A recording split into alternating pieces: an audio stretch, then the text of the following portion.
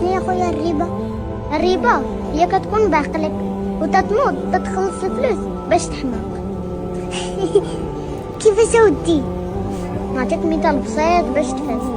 دابا عندنا واحد الاسره فيها الاب والام خدامين ب10,000 درهم للواحد وعندهم وليدات.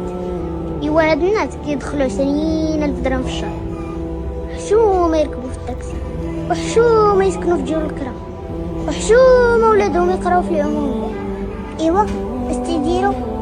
والو، كيديروا الشيطان خاطرهم وكياخدوا دار كريدي 5,000 درهم للشهر بدعوى انه باش بغيتي تكري شري نيت، والطوموبيل ب5,000 درهم للشهر بدعوى ان الموتور ما عادش يسمع، ومالين الطاكسيات ما يسووش.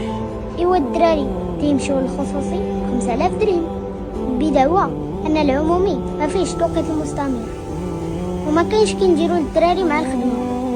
ايوا زيد، ايوا اش بقى 5,000 درهم فيها الموضوع والمازوت والقهوه والكارو والويفي والسفر والعيد الكبير ورمضان والمرض والحوايج.